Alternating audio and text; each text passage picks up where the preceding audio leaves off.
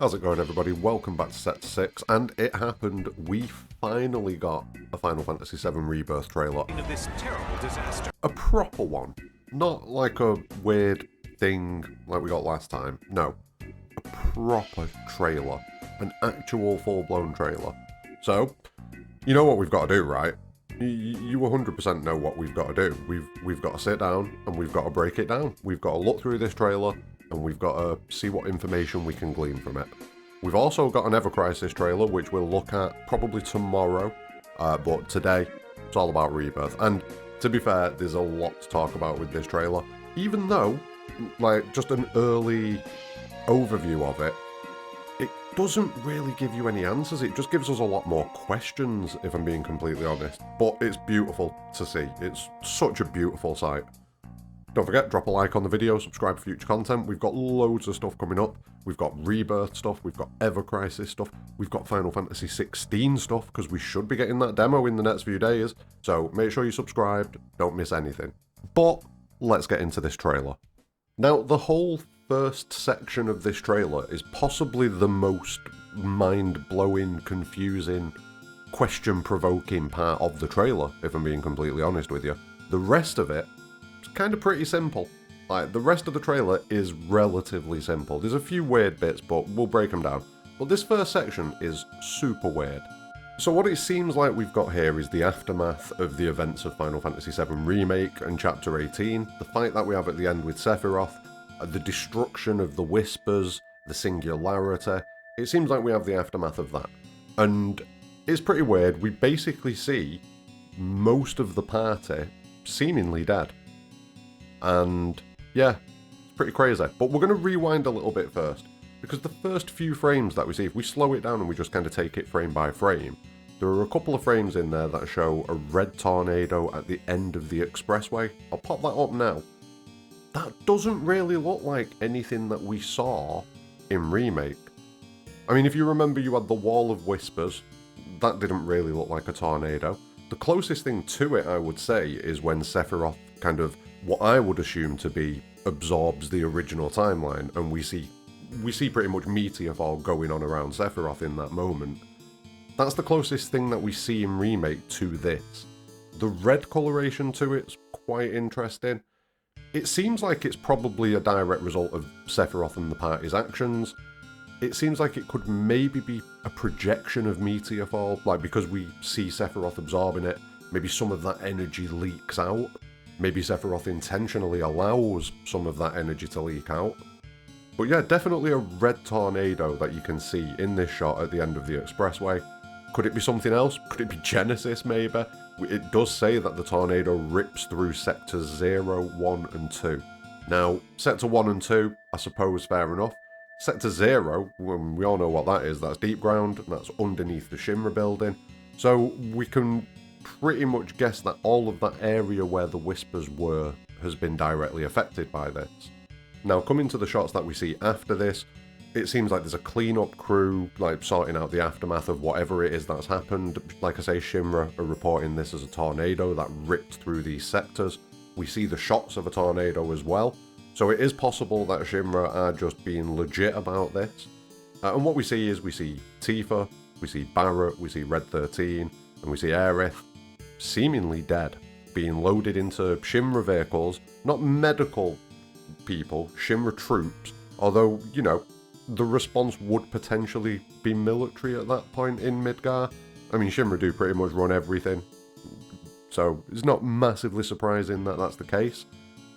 But there's a couple of things to talk about. So the first one, Barrett. A lot of people are saying that when you look at Barrett's body, there's no tattoo on his arm. That's not correct, I don't think. I'm pretty sure the tattoo is there.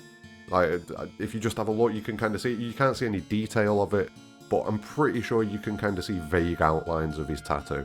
So yeah, I'm reasonably confident that Barrett's tattoo is there. Another thing that people are talking about is the fact that there's no Cloud there. This is odd, but we're not seeing the whole scene, so it's possible that Cloud does appear in that scene and we're just not seeing it, and they've just kind of framed it in the way that they framed it to get people talking, which it obviously has. So that's a possibility. Another possibility is that this whole thing is a Shinra cover-up. Shinra what to kind of look like they've not allowed this group to escape.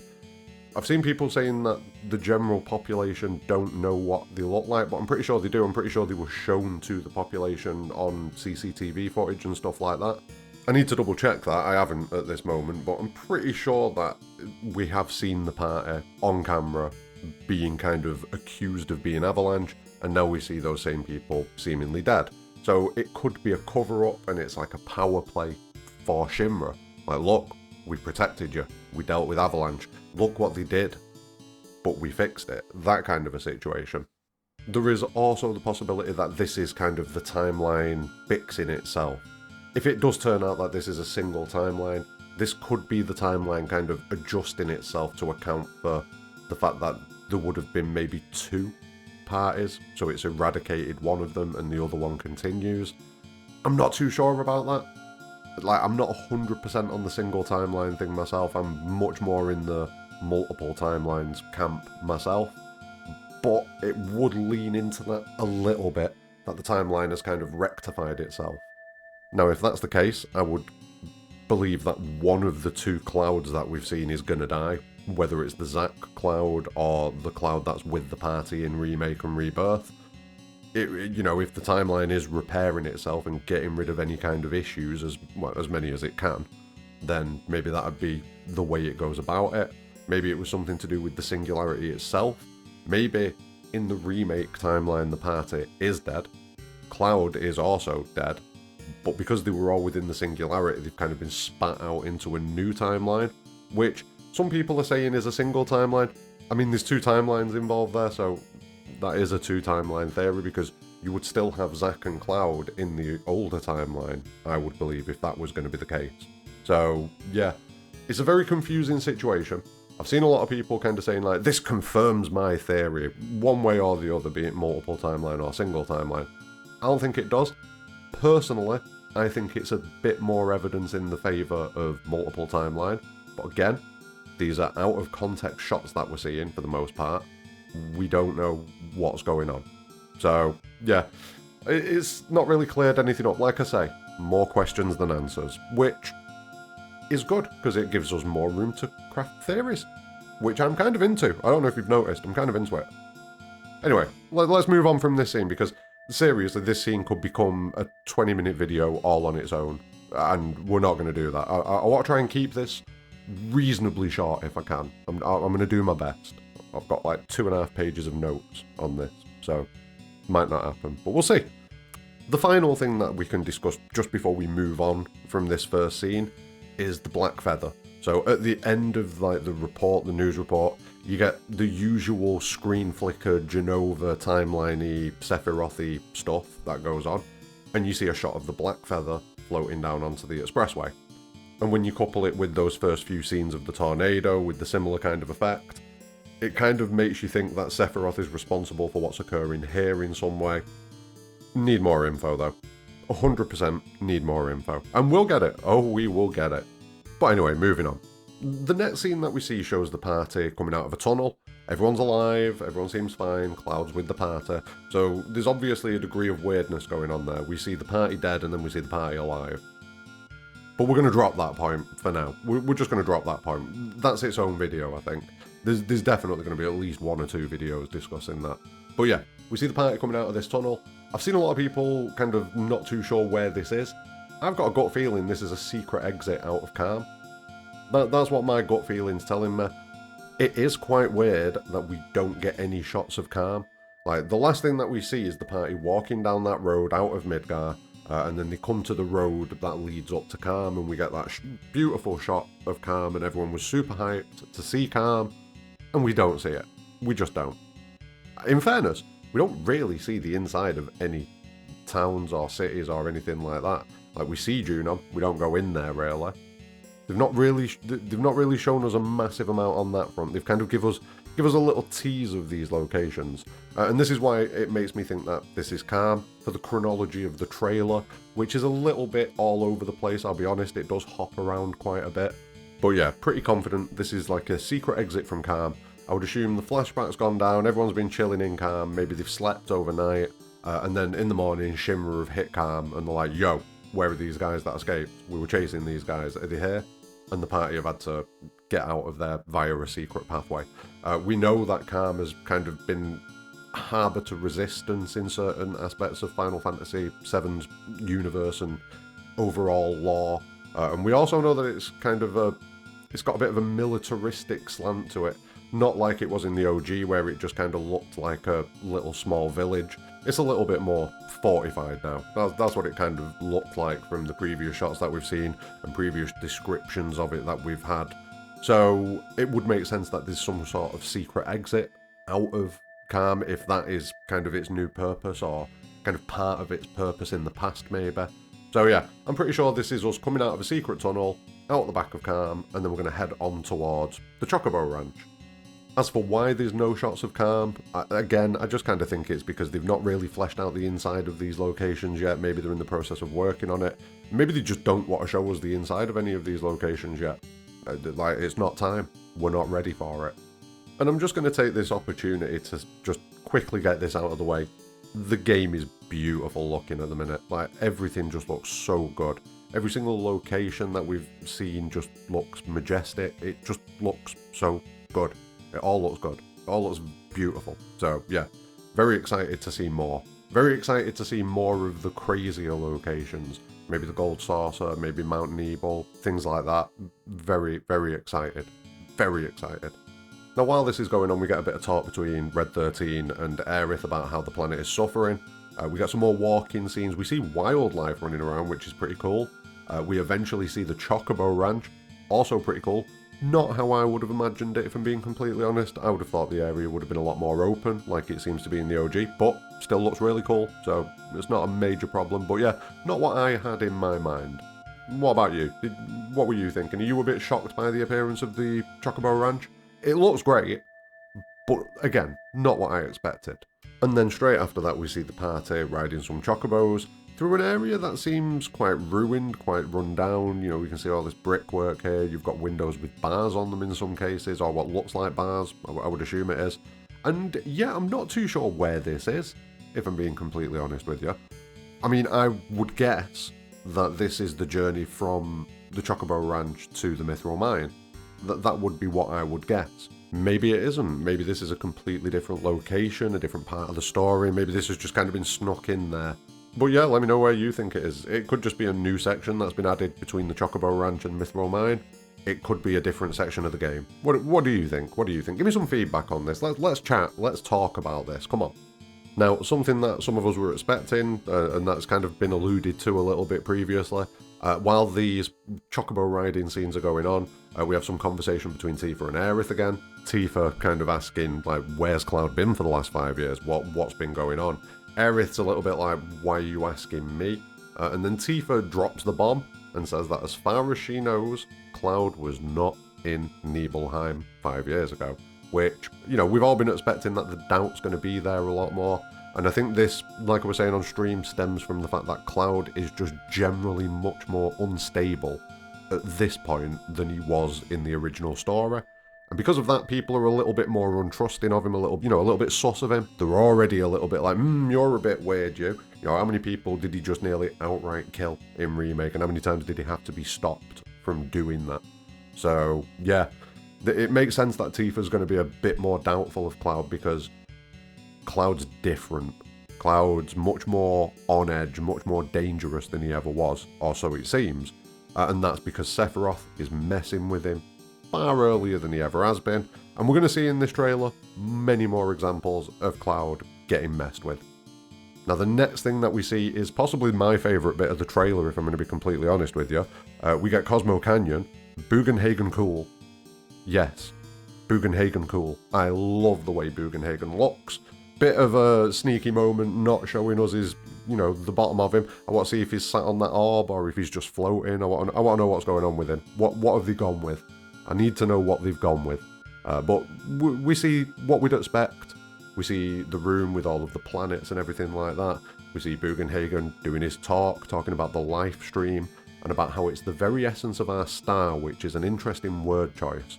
That it's the blood coursing through its planetary veins. Now, that could mean one of two things.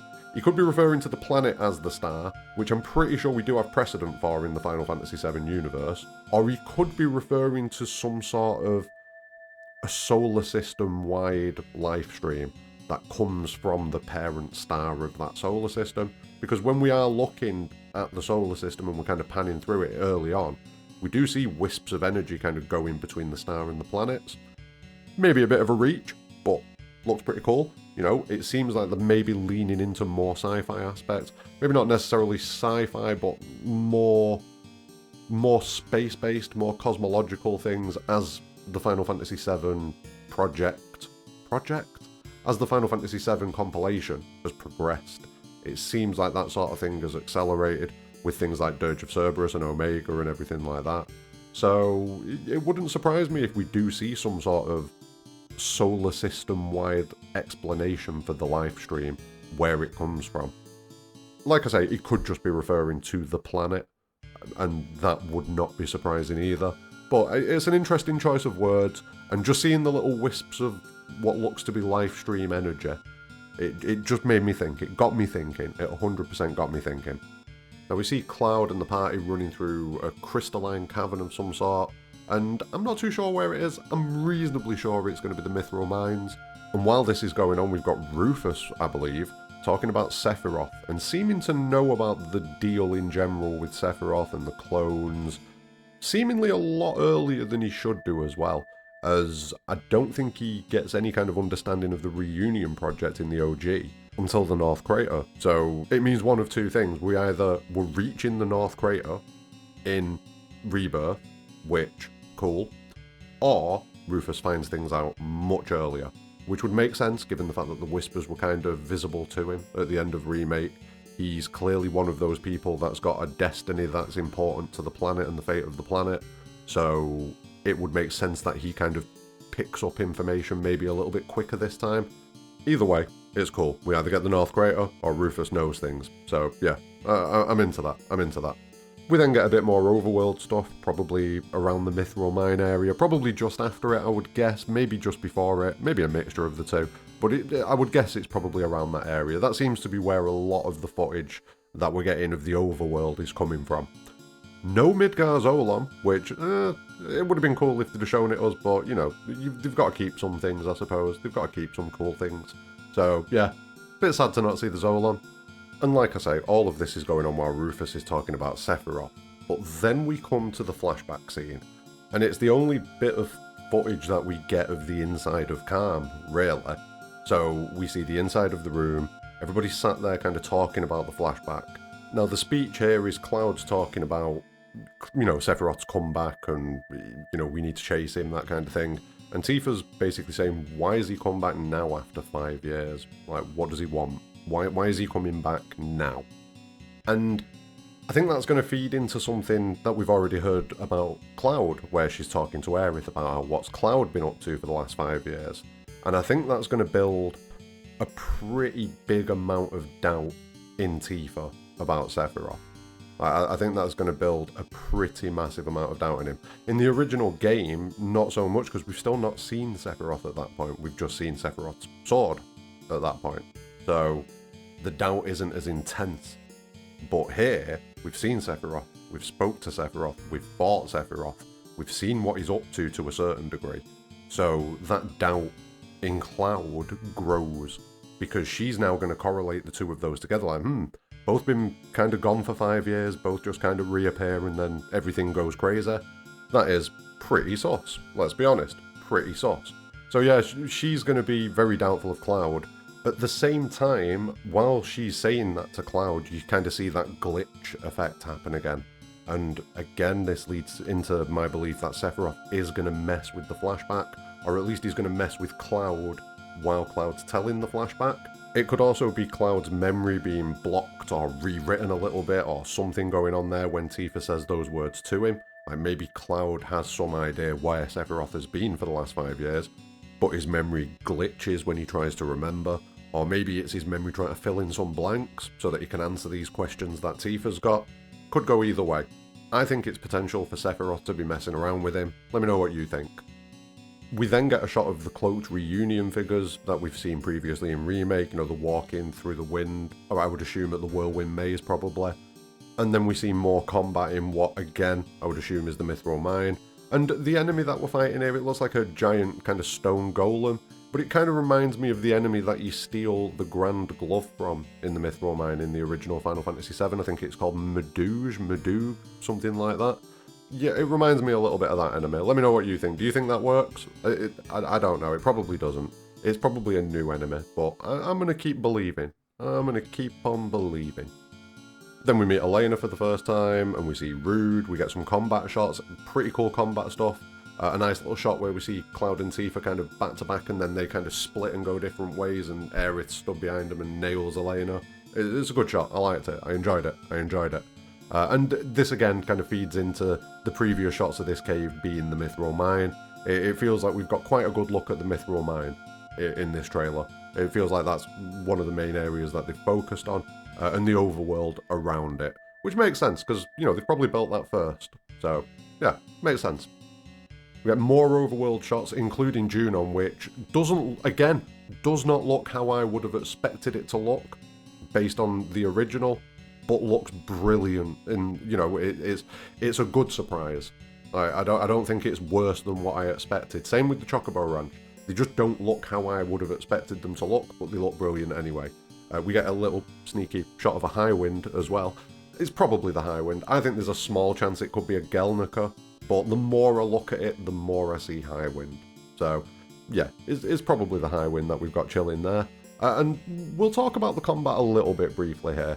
You know, I don't focus on the combat as much. I tend to focus on the story and the theories and everything like that. But there's a couple of things to notice. So it looks like underneath the ATB bars, you've got these little segments that seem like it's a spot to store an ATB charge. I don't think it's going to be a spot to store an ATB charge for normal use. I think it's going to be to store a combo. So I'm going to guess if you've got a full ATB block, you can convert it into a combo block and it gets stored at the bottom there. That would be my guess. Maybe you start combat with X amount of combo attacks. I'm not too sure how it works. But yeah, that's what I would guess that is. Those 5 or 6 little blocks underneath the ATB bar. I'm going to guess that's combo ATB. Also, on top of that, we've got limit breaks. But at the end of the limit break bar in a couple of shots, you can see an additional little block at the end. It makes me think we can store limit breaks. Which then makes me think we can use multiple limit break slots to use bigger, stronger limit breaks. That would make sense based on what we've got to go off here. The only other thing as well is you notice your party members that aren't in your combat team seem to be lurking on the periphery of combat, and it makes me extremely hopeful that we're going to get a switching mechanic similar to what we get in like Final Fantasy X, etc., where you can switch in other party members if the fight isn't going the way that you expected it to. You need something else. You know, you can bring in one of your other party members. It seems like we see a shot of this as well in the trailer. I'm not 100% on that, but it seems like it probably is. And then we get a bit more focus on the combo attacks themselves, and yeah, it looks real slick. It looks so good. I'm super up for messing around with these combo attacks. They look very fun.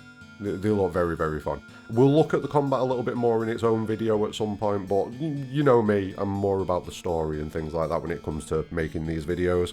But yeah, combat looking like Remake Plus. That's what it's looking like. It's looking like Intermission Plus. So yeah, I'm very into that. Now the next scene that we get is almost certainly on the Junon Ferry. We've got what I would guess is Sephiroth appearing. Like in the original, you walk in there, the engineer that's kind of stood in front of the engine drops to the floor, dies, and then Sephiroth appears. I would guess that this is Sephiroth making that similar appearance here. Yuffie definitely not happy about that purple energy, that kind of negative life stream looking energy. Very not happy about that. Big flashbacks to Nero and Sonnen. She's out of there. She ain't playing, so she gets out of there. And while this scene is going on, Sephiroth's talking about Jenova, saying that they say she's a monster, that she can peer inside you into the very depths of your soul, that she can become those you hate, those you fear, those you love. Now, we don't know who he's saying that to. It could be cut from a different point.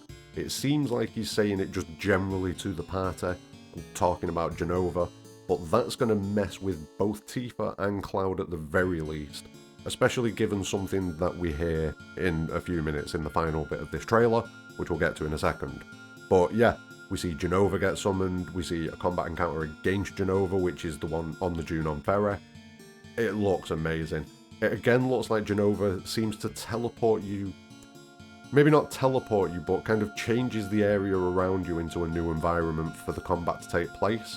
And then when the combat's over, I'm going to guess it's going to be similar to in Remake, where we fight Jenova and you're back in President Shinra's office and there's no real permanent damage or anything like that from the combat encounter. I'm going to guess that's what's going to happen. So the Junon Ferry probably isn't going to sink, which is good. Coming in after that, we get one of the craziest shots of the trailer. We get that reunion hooded figures shot again, walking through the whirlwind maze, but we're focused in on one of them, and it's definitely Cloud. It is 100% Cloud Strife. It has to be. So, kind of asks a lot of questions here, like we've got reunion Cloud. What's going on there? Like, what is that all about? A few possibilities. Is it the Cloud that we see with Zack? Is this how the live streamers maybe balance things and the Whispers have maybe balanced things? Like I was saying at the start, we see the rest of the party dead. It could potentially be the timeline rebalancing itself and getting rid of any duplicates. Maybe this is the way it gets rid of the Cloud duplicate, but it's not really getting rid of it, it's just giving it a fancy coat and sending it off to a crater. So, not too sure about that. Could it be what Sephiroth wants? Is this Sephiroth's will being projected to Cloud, and therefore people keep seeing this imagery of the reunion? And because Cloud has been affected by Jenova's cells, he's a part of that, therefore he gets this image. Maybe that's what this is. Maybe that is the call to reunion. That's what we're seeing there. And Cloud's seeing himself in that hooded figure role due to the pull of Jenova and the reunion. That's a possibility. Maybe it's just something that he's projecting to Cloud in general, just to mess with him. Maybe it's the OG Cloud. Because if you are of the multiple timeline mindset, some people go further than others. So some people think there's the remake timeline and the OG timeline and that's it. But some people think there's the OG timeline, the remake timeline, and then the Zack timeline. If you believe that, then, you know, everything that went down in the OG went down as it was. So once we've had everything, including Dirge of Cerberus, maybe this is what happens to Cloud in that original timeline. And maybe that feeds into how Sephiroth's been able to do what he's done. This is a massive reach, by the way. I'm just going to throw that out there. I don't think this is necessarily a probable outcome. I'm just putting out the possibilities. It's a very low possibility, though, I'll be honest with you. But you never know. You never know. Could this be what happened to the original Cloud? Maybe the reunion eventually did happen in the OG timeline, and that's facilitated Sephiroth trying to do whatever it is that he's doing in Remake. Who knows? But it's weird, and it's cool, and I'm into it. And then we come to the final scene of this trailer, which is the only bit of the actual flashback that we see, and it's when Tifa confronts Sephiroth. And Tifa runs up there, tries to do him, Sephiroth catches the blade, just kind of nonchalantly just kind of switches the grip on it and just cuts her down. It's a very cool looking scene, I'm very into it. But it's what's being said while this scene is going on. Sephiroth is talking, assumedly to Cloud, and he's saying, "You know I killed her, so who is she?" Apparently, in the Japanese, I've not confirmed this, but I've seen a lot of people saying it, but apparently in the Japanese he explicitly says, "You know I killed Tifa, so who is she?" And I think this is him trying to set Tifa up as an unreliable narrator, and it could work. Given the fact that Tifa's got a lot of doubt already in Cloud, a lot more than she previously had in the original game, if he also keeps working on Cloud in the same manner that he always has done, but now trying to show Tifa as an unreliable narrator, how can he then believe her or trust her if we get something similar, or maybe even exactly the live stream scenes from the original game, where Tifa confirms to Cloud that he existed, that he had a childhood, that they have got these memories together, and that he wasn't created in a lab X amount of years ago by Hojo. If Cloud doesn't believe that, Cloud doesn't get saved, and therefore Cloud goes off the rails in a big way. And it's been obvious for a while, just thanks to Remake, that Sephiroth is 100% gunning for Cloud in a big way. He's trying to destabilize Cloud. He's already used it to his advantage once, in getting exactly what he wanted at the end of Remake, and it seems like he's going to keep on working that angle. And between the fact that Tifa doesn't trust Cloud as much, and Sephiroth trying to make Cloud trust Tifa less, it's not looking good for Cloud. It really isn't. It's looking like Cloud is in quite a bit of danger.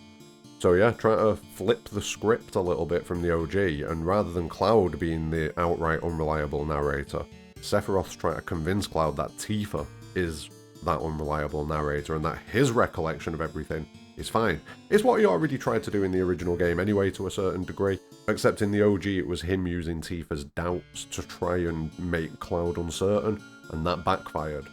If he goes directly at Cloud this time and just tries to convince him that, no, you're right, you're right about everything. What does she know? She died. And it seems like it works to a degree at the very least, because if you think back to the first Look trailer that we got a while ago, you hear a bit more of this conversation seemingly, where Cloud's saying that he saw her on the ground and she was wounded and he thought that was it. And Tifa saying, what are you trying to say? You trying to say that I died and that I'm some sort of imposter? And then we hear Sephiroth in this trailer saying exactly that to Cloud. So is it a case that really early in Final Fantasy VII Rebirth, we're going to get Sephiroth in Cloud's mind, trying to plant those seeds of doubt, so that when Cloud's telling the calm flashback, this is what we get? Or maybe he alters Cloud's memory of the flashback to show Tifa being more wounded than she actually was, maybe, so that he would then think, I thought you were dead. Oh. I mean, in the original game, he does say that he thought she was a goner, so it's not a massive departure, but Tifa reacting in this way is more of a departure. So I'm very interested to see how that pans out. But yeah, that is the end of the trailer. That is everything that we get. We get the information that the game is coming on 2 PS5 discs, which a lot of people are kind of saying, oh, the PS4 one came out on 2 discs. But first off, the PS5 discs are twice the size, and second off, I'm pretty sure storage is more optimized on these SSDs on the PS5, so in general that should be a pretty big boost to the amount of stuff that they can fit in there, which hopefully is a boost to the amount of content that we get. That's what I would guess. But in general, the trailer was mind-blowing. There's so much to think about. Like, there's going to be multiple videos coming over the next week or two covering what we've seen in this trailer, potential possibilities, focusing in on aspects of the trailer a little bit more, such as the timeline question, such as Cloud being doubtful of Tifa and Sephiroth's manipulation of Cloud, talking about Bugenhagen and the observatory there and what we see and what he says.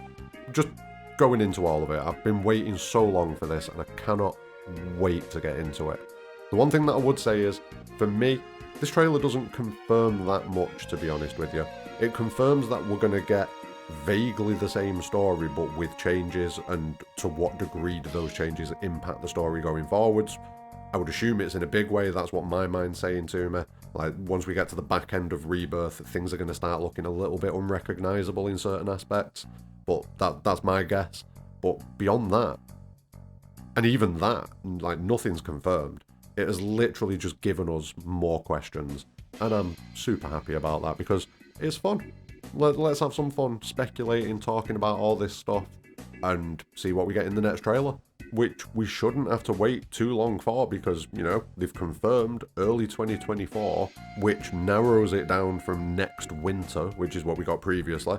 We know it's not going to be in 2023 now, that's fine. We can probably expect it January, February, March.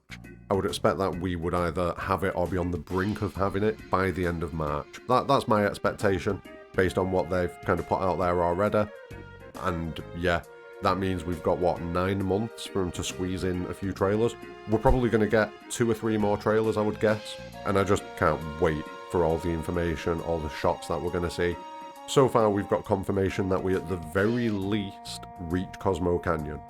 We at the very least reach Cosmo Canyon.